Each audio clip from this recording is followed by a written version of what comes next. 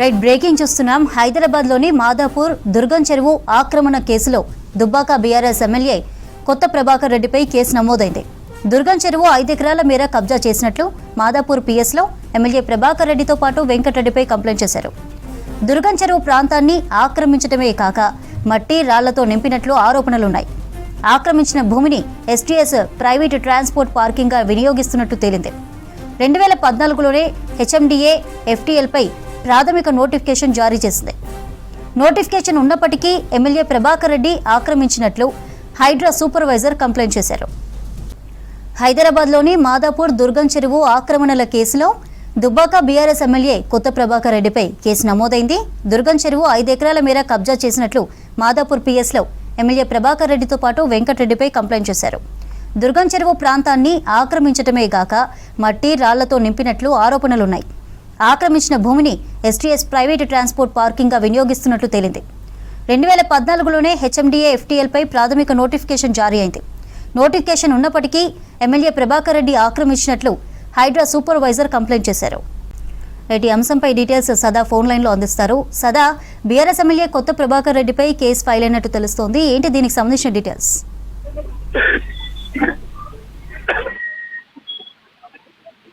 కొత్త Prabhakar Reddy, Dubbaka BRS MLA కొత్త ప్రభాకర్ రెడ్డి, అతని బ్రదర్ వెంకటరెడ్డి, వీళ్ళిద్దరి పైన మాదాపూర్ పోలీస్ స్టేషన్ లో కేసు నమోదైంది.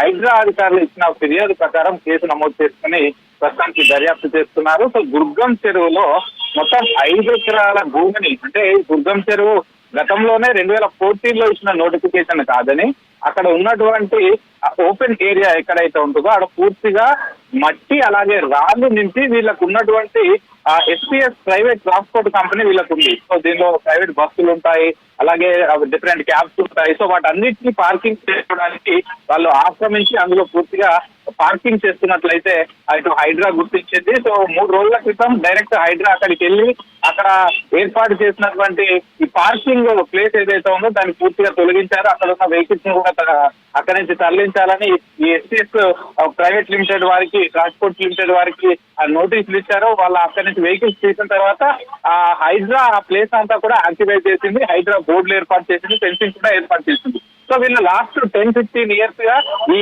దుర్గం చెరువులోని 5 ఎకరాల భూమిని కబ్జా చేసి దానిలో పార్కింగ్ చేస్తున్నట్లు హైదరాబాద్ అధికారులు గుర్తించారు. సో దీన్ని అటు మాదాపూర్ పోలీసులకు ఫిర్యాదు చేశారు. వీళ్ళు ఏదైతే గుర్తించారో దాన్ని మాదాపూర్ పోలీసులకు ఫిర్యాదు చేయడంతో వాళ్ళు ఈ రోజు ఎఫ్ఐఆర్ కూడా నమోదు చేశారు. బీఆర్ఎస్ ఎమ్మెల్యే అటు దుబ్బాక ఎమ్మెల్యే కొత్త ప్రభాకర్ రెడ్డి, వాళ్ళ బ్రదర్ వెంకటరెడ్డి, వీళ్ళిద్దరి పైన కూడా ఆ కేసులు నమోదు చేశారు. సో మొత్తం ఈ ఇనార్బిట్ మాల్ సైడ్ ఉన్నటువంటి దుర్గం చెరువులో 5 ఎకరాలు కబ్జాకు గురైంది.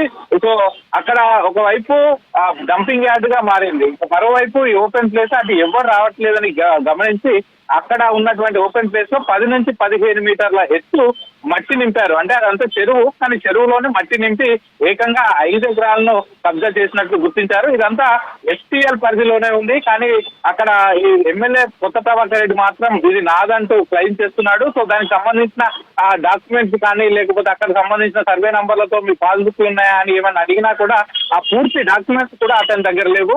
సో 2014లోనే ఈ దుర్గం చెరువుకు సంబంధించి నోటిఫికేషన్ వచ్చింది. సో హెచ్ఎండిఏ నోటిఫై చేసింది. దానిలో ఇప్పుడు వీళ్ళు ఆక్రమించినటువంటి 5 ఎకరాల స్థలం పూర్తిగా ఎఫ్టీఎల్ పరిధిలో ఉందంటూ కూడా ఇచ్చింది. దీనికి సంబంధించి ఆ గూగుల్ మ్యాప్స్, ఎన్ఆర్ఎస్సికి సంబంధించింది సంబంధించిన మ్యాప్స్, అలాగే హెచ్ఎండిఏ టోపో షీట్, ఇవన్నీ ఆధారాలు మా దగ్గర ఉన్నాయంటూ కూడా అటు హైడ్రా చెప్తుంది. ఈ అన్ని ఆధారాలతోటి మాదాపూర్ పోలీస్ స్టేషన్ లో కంప్లైంట్ చేశారు. కంప్లైంట్ అనుగుణంగానే మాదాపూర్ పోలీసులు కేసు నమోదు చేశారు. బిఎన్ఎస్ యాక్ట్ 329(3), అలాగే 3(5), పీడీపీపీ యాక్ట్ సెక్షన్ 3 కింద మొత్తం 3 సెక్షన్ల కింద వీళ్ళపైన కేసులు నమోదు చేసి ప్రస్తుతానికైతే దర్యాప్తు చేస్తున్నారు.